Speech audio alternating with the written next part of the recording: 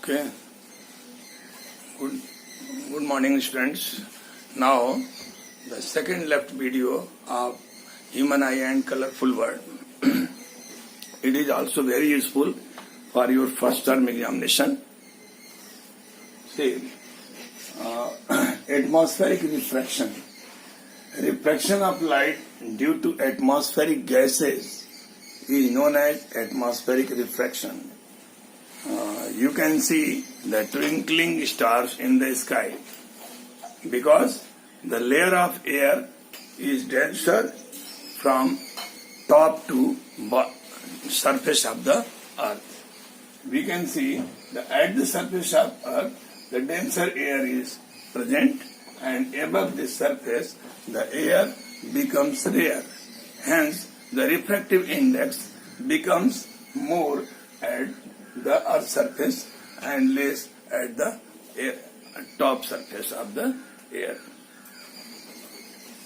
In the night, white stars look twinkling. See, in the night, light comes directly to the eye. But when it comes in air atmosphere, it starts bending because air is denser than the vacuum, and hence the bended light reaches to the observer. But he can't see bended light. He can see only the straight light. When we draw a straight line from this bended line, this star will appear to this place. Though star is here, but he appears the observer to here. But why twinkles? It appears stationary only this place? Not. It does not occur because atmospheric refraction is not constant. Due to air blowing, this atmospheric refraction changes. Hence, the place of stars appears from one place to another place. It appears as twinkling. Because the atmospheric refraction is not constant, air is blowing sometimes fast, sometimes slow, sometimes constant maybe, but due to changing of atmospheric refraction, the layer of the air changes, the density changes of the atmospheric gases, hence the atmospheric refraction changes and this star appears to another place. आपने समझा कि star टिमटिमाते हुए क्यों दिखाई देते हैं? Atmospheric refraction के कारण होता है ऐसा। एटमॉस्फेयर में जब स्टार से लाइट आती है तो सीधे आती है जहां तक वैक्यूम है। देखिए ये अर्थ है, अर्थ के ऊपर एयर एटमॉस्फेयर है, ये 8 किलोमीटर तक डेंसर है। एयर में जब आती है तो ये डेंसिटी धीरे धीरे अर्थ की तरफ बढ़ती जाती है, क्योंकि हैवियर जो गैसेज हैं वो अर्थ सरफेस की तरफ होती हैं और लाइटर ऊपर की तरफ होती हैं, तो डेंसिटी नीचे की तरफ बढ़ती जाती है और ये जब लाइट पहुंचती है एयर एटमॉस्फेयर में तो बैंड हो जाती है एटमॉस्फेरिक रिफ्लेक्शन के कारण, और बैंडेड लाइट हमारी आंखों तक नहीं पहुंचती, हमको स्ट्रेट दिखती है, इसलिए ये स्टार यहाँ है और दिखता यहाँ है। लेकिन ये कांस्टेंट नहीं दिखता है, ये स्टेशनरी उसी प्लेस पे नहीं दिखता, ये भी चेंज होते हुए दिखता है, कभी यहाँ कभी यहाँ। ऐसा इसलिए कि एटमॉस्फेरिक जो रिफ्रैक्टिव इंडेक्स है वो कांस्टेंट नहीं रहता। Due to air blowing this atmospheric refraction and atmospheric refractive index is changes, hence the place. इसलिए ये प्लेस इसका फिक्स नहीं दिखता, कभी यहाँ और कभी वहां दिखता है। ओके स्टूडेंट्स, अब आप देखिए ये टिंडल इफेक्ट।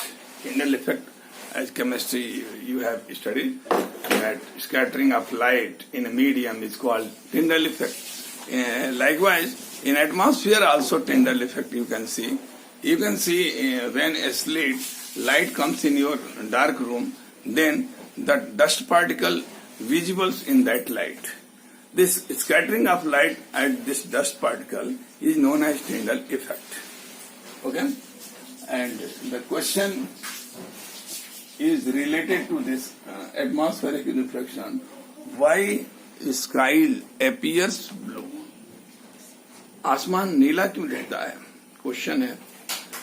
आसमान नीला है नहीं, जबकि आप मून से देखेंगे या स्पेस से देखेंगे तो आसमान काला दिखता है, लेकिन हमको नीला यहाँ से दिखाई देता है।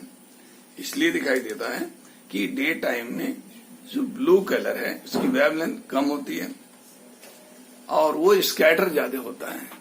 तो ब्लू कलर की स्कैटरिंग ज्यादा होती है डे टाइम में, इसलिए स्कैटर्ड लाइट हमारी आंखों तक पहुंचती है और हमको आसमान नीला लगता है। Due to scattering of blue colour light in day time maximum, hence the sky appears as blue.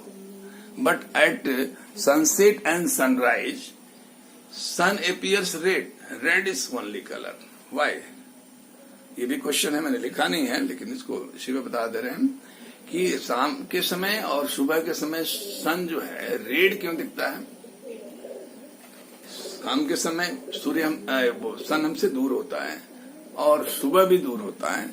ऐसा होने से रेड कलर की जिसकी वेवलेंथ मैक्सिमम है सभी कलर में, वो स्कैटर ज्यादा होती है। जब दूर हो जाता है तो बाकी कलर हाइड, और जो रेडिश कलर है जिसकी वेवलेंथ सबसे ज्यादा है वही स्कैटर होती है और वही स्कैटर लाइट हमारी आंखों तक पहुंचती है।